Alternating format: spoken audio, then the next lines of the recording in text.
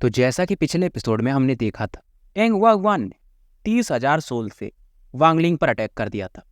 अब वांगलिंग भी अपने मम्मी और पापा के सोल को बचाने के लिए और साथ खुद को बचाने का ट्राई तो करता है, पर इतने सारे सोल्स के कारण इवन इसकी बॉडी भी डिस्ट्रॉय हो जाती है। अब आके हालांकि इस दौरान लिन यी जो रहता एक चीज़ को देखकर ये हैरान था, क्योंकि जब भी वहाँ से एक लाइट फॉरेन बैटल ग्राउंड में एंटर करती, एक चीज़ तो ये पहचान जाता है, हेवन डिफाइंग बीड को। पर फिलहाल ये किसी को बता नहीं सकता था। और फिलहाल यहाँ जैसे ही वांगलिंग या जो भी वो ऑरा अंदर एंटर की थी फॉरेन बैटल ग्राउंड में, वो सील हो जाता है और लिन यी भी इस समय एंटर नहीं कर पाता, न तो टेंग वांगवान। वही दूसरी तरफ वांगवान को पता भी नहीं था कि वांगलिंग जिंदा है या मर गया, पर इसे उम्मीद था कि वो मर गया होगा क्योंकि उसकी बॉडी तो डिस्ट्रॉय हो चुकी थी। अब ज़ूमिंग वैली के आसपास जो भी लोग थे यहाँ से निकलने लगते हैं। हालांकि जाने से पहले जो ये कंट्री है इसको जाओ के, तो यहाँ के हर एक कल्टिवेटर एक तरह से वांगलिंग का नाम पता तो चल गया था।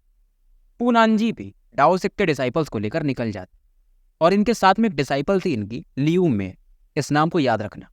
और इसने भी इस चीज़ को देखा था और इसके दिल में मानो एक अलग ही दर्द होता है। शायद ये वांगलिंग को कहीं ना कहीं पसंद करती थी। वही वांग जुवो और वांग हाओ को वांगलिंग के बारे में शायद पता चल जाता, तो इनके अंदर जो हेटरेट, क्योंकि इनकी फैमिली डिस्ट्रॉय हुई थी वांगलिंग की वजह से, तो वो भी अब धीरे धीरे शांत हो जाता है। हालांकि फिर भी कुछ भी हो, वांग जू और वांग हाओ ये दोनों डिसाइड तो कर चुके थे कि टेंग वांगवान को ये मार के रहेंगे और इनकी लाइफ का यही सबसे बड़ा गोल बन जाता है।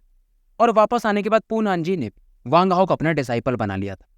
और ये सब लियू मे की वजह से हुआ था, क्योंकि ये वांगलिंग की हेल्प करने के लिए वांग हाओ को अपने प्रिंसिपल से रिक्वेस्ट करती है कि इसको अपना डिसाइपल बना लीजिए।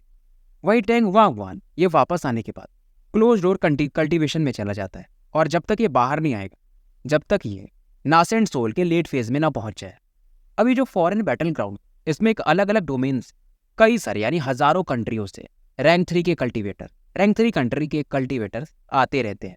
और इन लोगों का मेन काम यही रहता था कि बैटल ग्राउंड को साफ करना। और नॉर्मली इनका power level maximum foundation establishment के लेट फेज तक ही होता है। अब क्योंकि अलग अलग कंट्री के हैं, तो हर एक कंट्री का एक मैसेंजर होता, तो इन सभी को एक एक टोकन देता ताकि यहाँ का जो विंड पावर है यानी बवंडर, उससे ये लोग बच सकते। और 50 सालों तक इन्हें यहाँ पर काम करना पड़ता है, सफाई वगैरह। उसके बाद ये वापस लौट सकते हैं, पर फिर भी इनका पावर लेवल कम रहता है, तो इनके लिए डेंजर तो हमेशा ही रहता था। और यहाँ पर जो सर्वाइवल रेट माना जाता है वो 30% से भी कम है। यानी अगर 100 लोग जा रहे हैं सफाई करने भी, तो शायद 30 से कम लोग जिंदा वापस लौटते हैं। हालांकि जो वापस सही सलामत लौट जाता है उसका कद भी काफ़ी बड़ा हो जाता है, यानी पावर भी बढ़ जाता है और उसकी रेस्पेक्ट भी, क्योंकि यहाँ पर स्पिरिचुअल एनर्जी काफ़ी डेंस मात्रा में रहता है। और इस समय फॉरेन बैटल ग्राउंड को दिखाया जाता है और इसके नॉर्थ ईस्ट एंगल को दिखाया जाता है, जहाँ पर एक लड़का को देखा जा सकता है जो कि एक लाश को एक तलवार से काट रहा था। बेसिकली इस लाश पर एक आर्मर थी, ये वही आर्मर हासिल करना चाहता था। अभी जो लड़का था इसका नाम था माई लियांग, और ये हाउ फेन कंट्री करके कोई वहाँ के वॉर गॉड टेम्पल का था। और फॉरेन बैटल ग्राउंड ये बंदा 30 सालों से था, तो काफ़ी एक्सपीरियंस माना जा सकता है। और एक और बड़ी बात है, फॉरेन बैटल ग्राउंड में किसी का एज बढ़ता नहीं है, पर जब कोई वापस यहाँ से लौटता है तो उसका एज अचानक से काफ़ी तेजी से बढ़ने लगता है। अब इस दौरान ये अपने डैगर से इसे खन रहा था, तभी अचानक से एक ब्लैक लाइट इसके आसपास गुजरती है और इससे भी लगता है कि मानो इसने एक बीड देखा हो। आर्मर को छोड़ करके ये इस बीड का पीछा करने लगता है। और बड़ी बात ये थी कि ये इस एरिया में 30 साल से था, पर किसी भी जिंदा इंसान को इतने लंबे समय से इसने देखा ही नहीं था। हालांकि बहुत सारे मैजिकल ट्रेजर्स इसने देखे थे। अब माई लियांग इस चीज का यानी इस बीड का पीछा करने लगा, और जितना तेज ये भाग रहा था इससे भी ज्यादा तेज ये बीड, तो इसे समझ में आ जाता है ये जो भी चीज है, जो भी ट्रेजर है, काफी पावरफुल होगा और इस ट्रेजर के थ्रू मैं अपने सेक्ट वापस लौट पाऊंगा।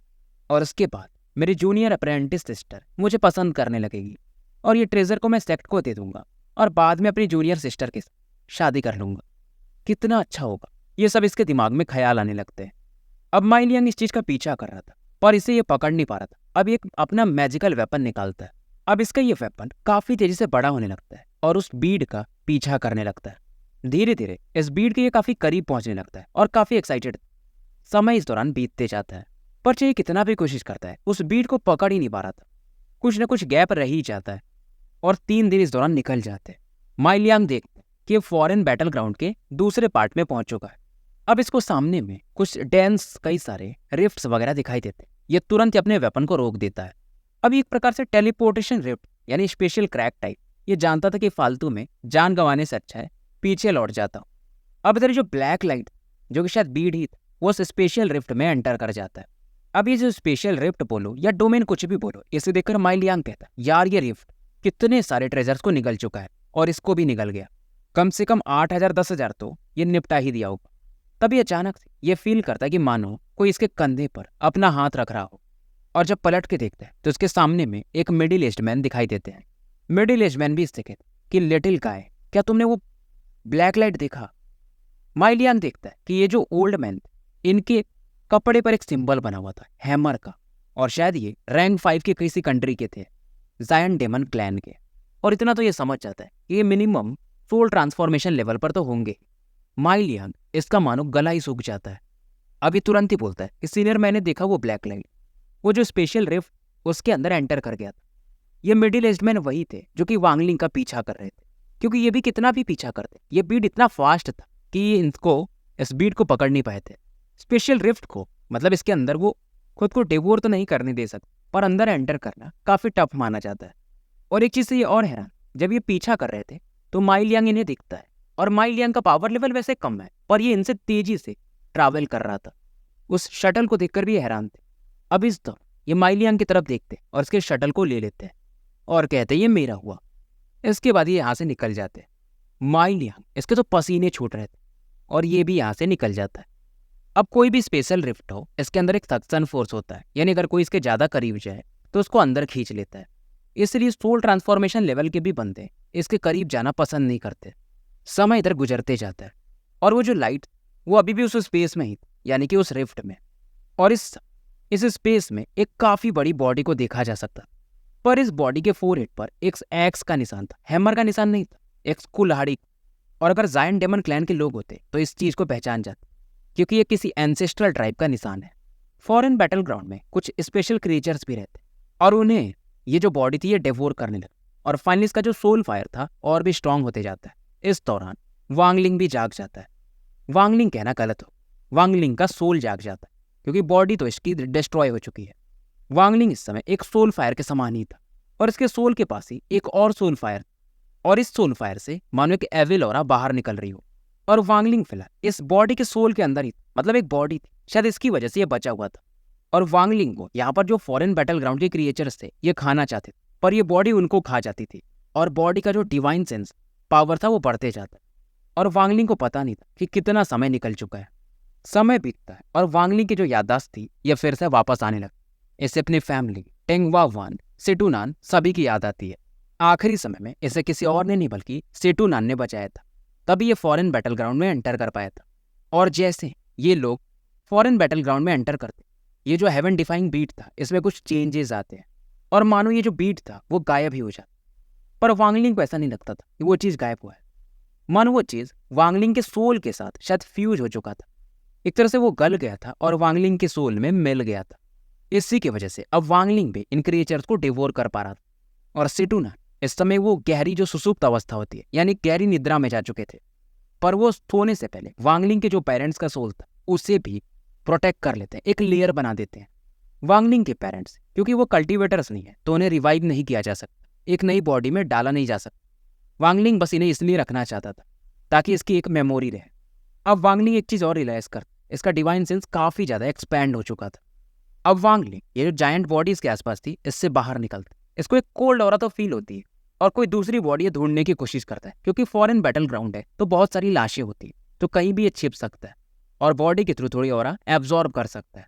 सच कहूँ तो ये स्टोरी सच में थोड़ी कॉम्प्लिकेटेड है, नहीं तो मैं इसको थोड़ा जल्दी एक्सप्लेन कर देता, मुझे भी समझने में थोड़ा टाइम लगता है।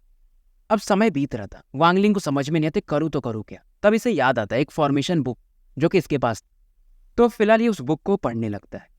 अब एक और खास चीज हो रही थी, वांगलिंग का डिवाइन सेंस इतना बढ़ चुका था कि स्पेशल रिफ्ट्स को भी जब अपना डिवाइन सेंस उसमें ये भेजता था तो उन डोमेन्स में भी क्रैक आने लगते थे, और ये स्पेशल रिफ्ट्स गायब होने लगते थे, और वांगलिंग अब इन क्रिएचर्स को डिवोर करने लगता क्योंकि इससे फायदा मिल रहा था। पर समय के साथ ये क्रिएचर भी अब खत्म होने लगते, एक तरह से कहो तो गायब होने लगते। और एक दिन वांगलिंग अपने जैसा ही डिवाइन सेंस किसी और का फील करता, जो कि शायद इसके जैसा ही पावरफुल, और वांगलिंग को एक आवाज़ सुनाई देती है कि तुमने ट्रायल पास कर लिया। वांगलिंग चौंक जाता है अब वांगलिंग भी सेम तरीका यूज़ करता है और मैसेज भेजता हूँ कि मैं यहाँ से जा कैसे सकता हूँ। तभी उधर से आवाज़ आती है, जाना क्यों चाहते हो? कोई तरीका नहीं है जाने का। और जो भी था ये आवाज़ भेजा था वो भी गायब हो जाता है।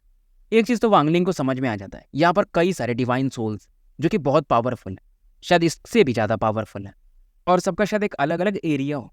अगर किसी और के एरिया में ये जाएगा तो शायद वहाँ पर बैटल भी होगा। और 3-4 सोल तो ये ऐसे फील कर चुका था जो कि शायद इसके बराबर या शायद इससे भी ज़्यादा पावरफुल थे। और इधर सीन शिफ्ट होता है। जू हाओ करके एक बंदा था जो कि स्पिरिट आर्ट सेक्ट का था, और ये भी रैंक 3 के ही किसी कंट्री का था, जहाँ का नाम था जुलू, यानी कंट्री का नाम जुलू है। और ये एक रॉक पे बैठा हुआ था, और इस दौरान इसको आवाज़ आती कि नॉर्थ वेस्ट के 48 डिग्री पे आओ। इसको एक मानो दूसरी डिवाइन सेंस पुकारती। और इसका कोई फ्रेंड था जिसका नाम गे यांग था, और इन दोनों का पावर लेवल फाउंडेशन के लेट फेज में था। ये दोनों मिल करके कई सारे लोगों को मारते थे, तो इनका रिलेशन काफ़ी अच्छा था। अब ये आवाज़ सुनते ही जू हाउस डायरेक्शन बढ़ जाता है, और वांगलिंग ये जो हरकतें जो मतलब पावर वांगलिंग यूज़ कर रहा था ताकि इन लोगों को अट्रैक्ट कर पाए, और वांगलिंग इस समय अपने डिवाइन सेंस को यूज़ कर रहा था। और शायद यहाँ पर कुछ डिवाइन सेंस जो ऑरा होती ये अलग से मिलती भी है, यानी उसको कल्टीवेट किया जा सकता। वांगलिंग जानबूझ करके अपने डिवाइन सेंस को अपनी बॉडी से बाहर निकाल रहा था ताकि ये लोग अट्रैक्ट हो और इससे बैटल करने आए। एक और चीज़ यहाँ पर चल रही थी कि जो फॉरेन बैटल ग्राउंड है ये कोलैप्स कर रहा है। रैंक 4 और रैंक 5 की कंट्रीज शायद इसे रिपेयर नहीं कर सकते। रैंक 6 का ही कोई बंदा यानी कंट्री वाले मिल करके इसको रिपेयर कर सकते, पर उसमें खर्चा काफ़ी था, और फॉरेन बैटल ग्राउंड एक ही नहीं है, बहुत सारे होते, तो इसको फिक्स करने की क्या ज़रूरत। किसी को नहीं पता था कि ये फॉरेन बैटल ग्राउंड ये कोलैप्स क्यों कर रहा है। इसका मेन कारण था वांगलिंग, क्योंकि यहाँ पर जो भी स्पेशल डोमेन्स स्पेशल रिफ्ट थे इन्हें लगातार वांगलिंग तोड़ते जा रहा था। और वांगलिंग कोई वॉइड पावर यूज़ कर रहा था जहाँ का एक बाहर के 100 साल के बराबर है फॉरेन बैटल ग्राउंड के। और इस दौरान माई लियांग को भी दिखाया जाता है, क्योंकि इसके 30 साल पूरे हो चुके थे, 20 साल अभी और बचे थे, और एक ट्रांसफर टनल के थ्रू ही यहाँ से ये बाहर जा सकता था। और शायद कुछ समय या कई साल बीत गए थे, और ये डिवाइन सेंसेस शायद सबसे बड़े कारण, इसको भी ये समझ में आ गया था। इस दौरान ये अपनी जूनियर सिस्टर के बारे में सोचते, कितना लंबा समय हो गया, वो अब कैसी दिखती होगी। अब फिलहाल जिधर माई लियांग था उसी एरिया में ये दोनों भी आ जाते, यानी कि जू हाओ और गे यांग। माई लियांग भी इस एरिया में ट्रेजर्स इकट्ठे कर रहा था, पर जैसे इन दोनों को देखता है ये डर जाता है कि भाई तुम सामान ले लो पर मुझे बस छोड़ दो, क्योंकि इसे मालूम था ये दोनों बहुत सारे लोगों को मार चुके और उनके सामान भी लूट लेते हैं।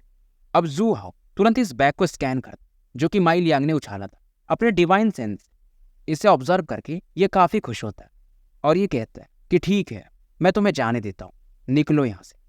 माई लियांग यहाँ से निकल ही रहा था, तभी अचानक से ये कुछ फील करता है, क्योंकि एक फ्लाइंग स्वॉर्ड इसके आर पार निकल चुका था और ये खून की उल्टी करने लगता है। और ये पलट के देखता तो ये दूसरा बंदा था, गे यांग, जो कि इस पर अटैक कर चुका था। और गे यांग कहता है कि तुम्हें जू हाओ ने तो कह दिया था जाने, पर मैंने कहा था। और मेन रीज़न ये था कि माई लियांग ने ये बैग जो था वो जू हाओ को दे दिया था, जो कि गे यांग को पसंद नहीं आया था, और अगर ये दूसरे को देता तो पहला वाला वैसा ही कर, यानी इसका मरना पक्का था। माई लियांग सोचने लगता कि यार इसकी वो जूनियर सिस्टर, उससे ये मिल भी नहीं पाया, आंखें इसकी बंद होने लगती है।